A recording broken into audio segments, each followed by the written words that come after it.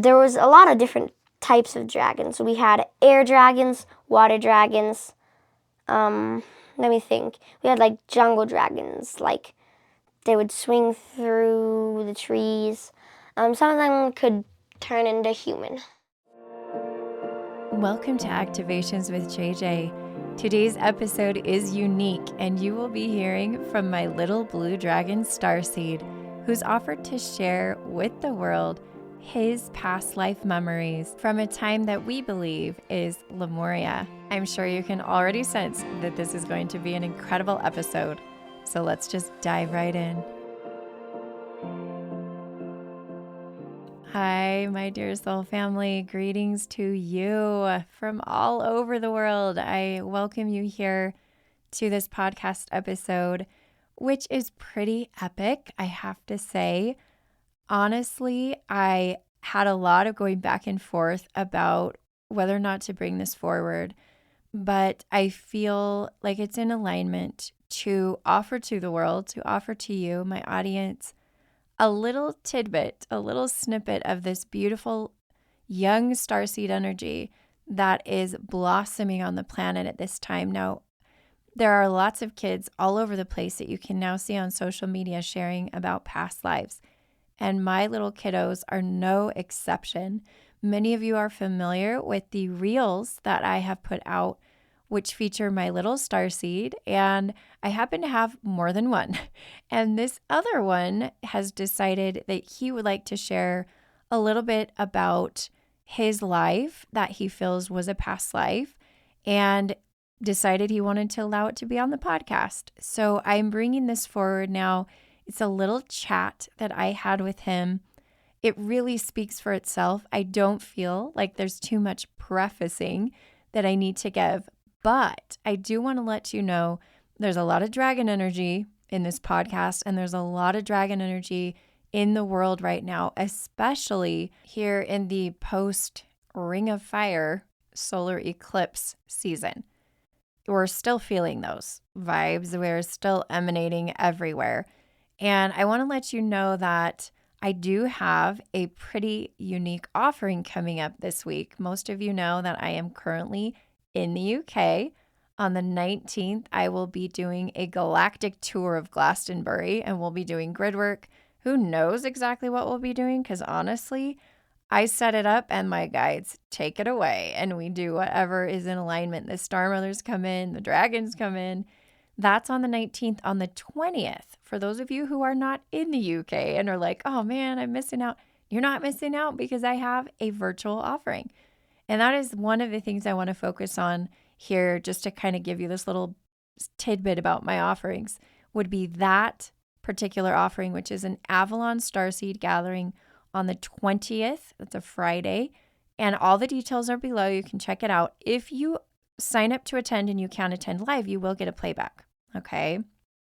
Other than that offering, I do have my multidimensional soul integration course coming up soon. I only offer this once a year now. I have really had to pare down on when I do the offering. So each of my offerings is offered one time a year. If you feel called, if you've heard me talking about it, there's still room. You can sign up. Not only do I have the multidimensional soul integration course, I also have the practitioner training. If you want to become certified in the multidimensional soul integration modality, you can do that. This is the only time of year that I offer it. Please check out the links below to find out more. All right, so without any further ado, we are going to shift into this beautiful conversation I had with my little starseed. I call him Blue Dragon, and I refer to myself as Mama Starseed because I think that's a great way to do it. You'll hear us just talking a little bit about his lives, which again, with kids, when they don't know the terminology, you kind of have to throw out words and say like, is this Lemuria? Because even he had to kind of like, okay, what was it like in Lemuria? And so I told him, he said, yeah, that's exactly. So we're 99% sure this is a version of a Lemurian timeline that he experienced. And just to give you a little, actually, I want to tell you one little thing before I head into the interview, okay? When he was about 6 years old, he told me about his grandpa on another planet. And that was where I knew that he was beginning to basically use his clairsentience, his claircognizance to stay connected to his star family. And this grandpa is one that he really trusts and one that means a lot to him.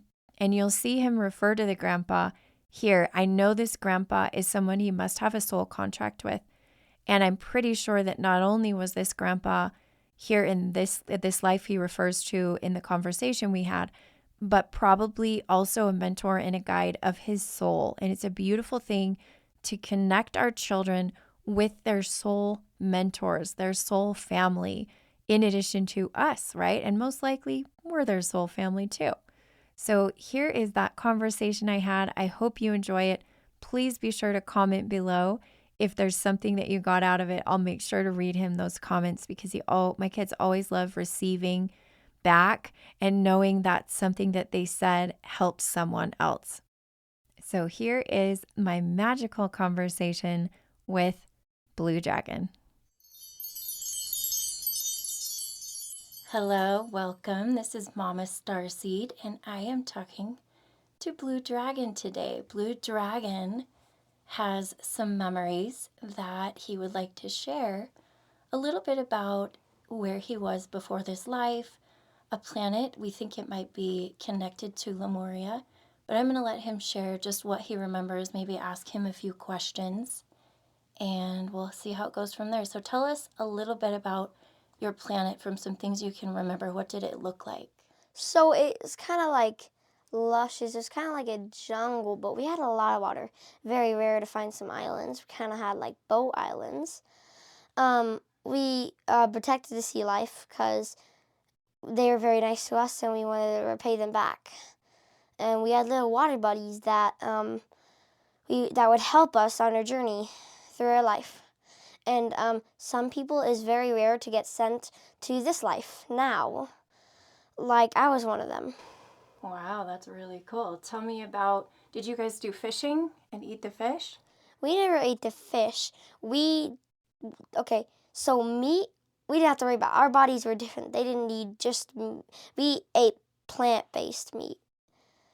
We didn't really eat meat because our bodies didn't need it like that, like we do now. We just eat plants, but we never eat fish. We kind of like animals.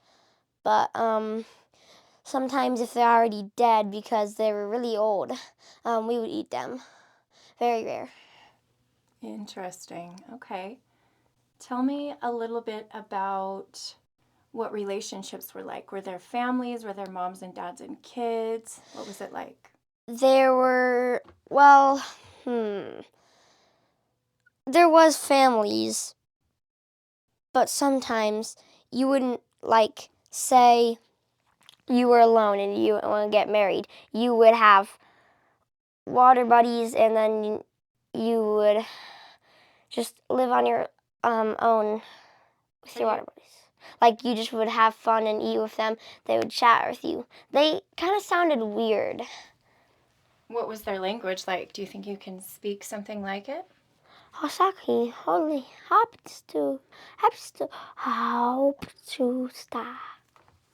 Beautiful. That's a really cool language. Were there other people that spoke other kinds of languages or other kinds of languages that you remember?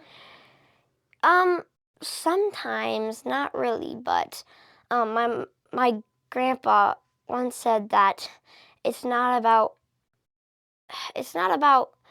relationship, it's just about love and that you love each other. We didn't really have any bad people because we all loved each other, you know. It wasn't like, oh yeah, someone would steal from another person because someone was mad. If someone broke something, they'd be like, okay, that's fine. So they would forgive them. Yes, there's a lot of forgiving. And how did it feel to be in that place where there was a lot more forgiving than this planet and this life? It felt more balanced and stable. It was like, a lot of people were nice. They didn't really get mad. They didn't complain a lot, actually. People got used to the foods. Yeah, that's it. Wow, I love it. Tell me a little bit about if there were dragons.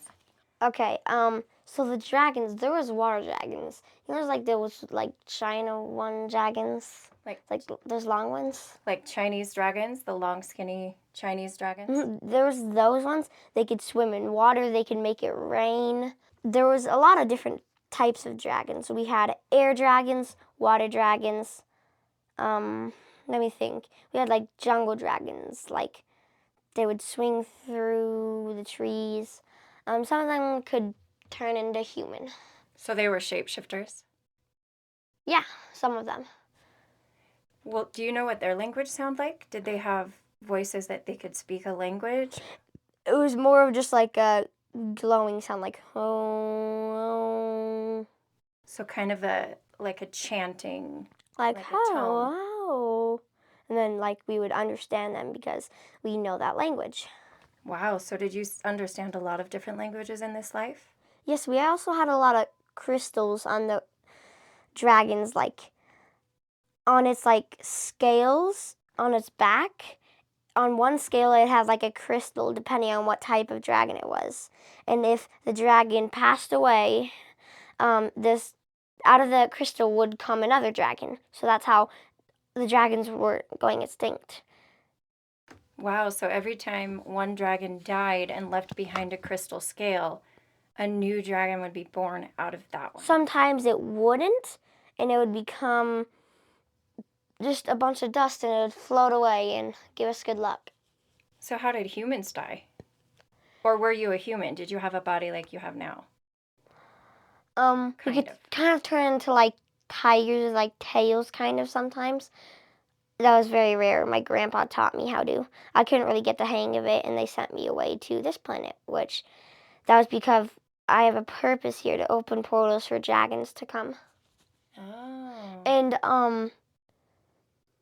so whenever the crystals didn't turn into dragons, the crystals just sat there, and we would leave it, or sometimes we would do like we would talk to the crystals would talk back to us, and it would health our body, it would heal us. Like my grandpa, he had one in his little teepee thing.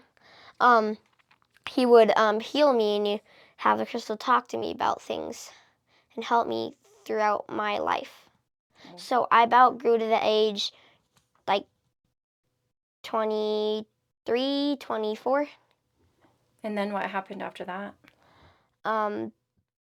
My water body, sometimes they send you because you have a purpose, and my purpose was to open dragon portals, so the dragons come in.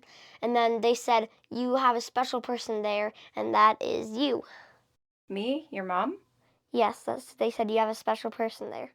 Wow. And a lot of the animals you could talk to, like some of the fish. Most of the dragons you could talk to, like most of the population could talk to the dragons. Tell me a little bit about how you worked with the weather. I remember you told me one day. Yeah, so what happened was whenever we were sailing or it was just a bad rainy day, and well, sometimes when it was a bad rainy day, we kind of need the rain to grow our plants in our luscious forest. But sometimes when we were on seas, there would be storms, but we would sing to the clouds, and the clouds would calm down. Really? What did the songs sound like? Like ole ole hoshi pani obishurabairi kaho. Cool. And we'd like wave our hands. We do motions with our hands. Little dances. And that would calm down the water. They would calm down the sea, the clouds. Sometimes we could actually, we could ask the dragon sometimes to make it rain. Sometimes they'd be like, trust me, your plants will grow. And then we'd be like, okay. But how we cooked our food, we kind of, I can't really remember. But I just remember eating something with my grandma. And it was really nice, we had a good time. It was because we didn't really have a lot of bad people. We apologized a lot. So it was really peaceful there. Peaceful.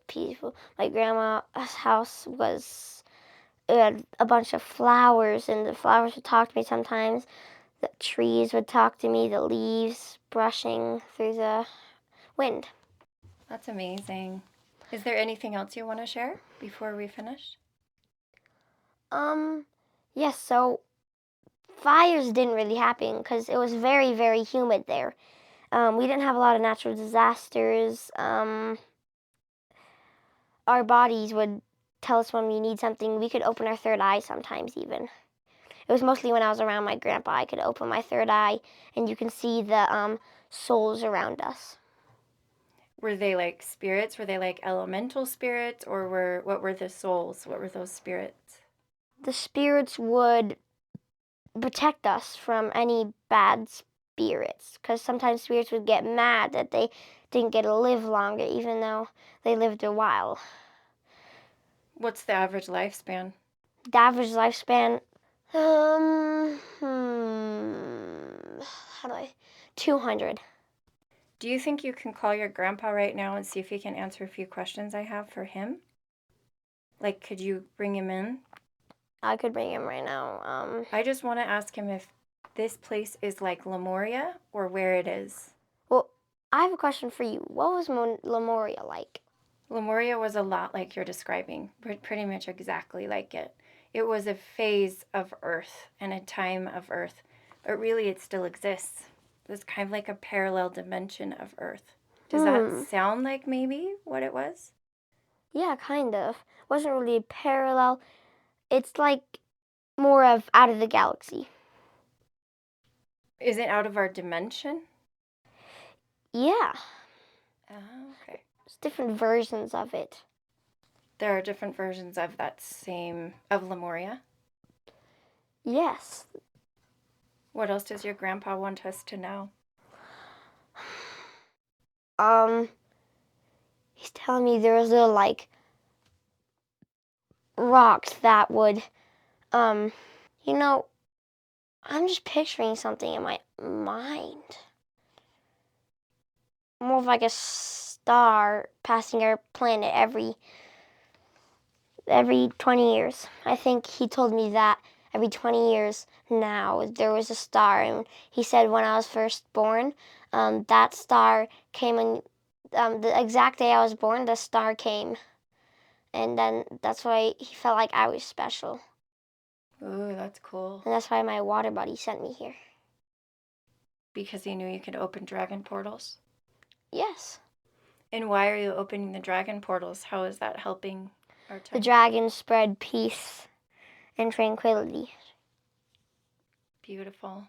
Well, thank you, Blue Dragon. Thank you for sharing.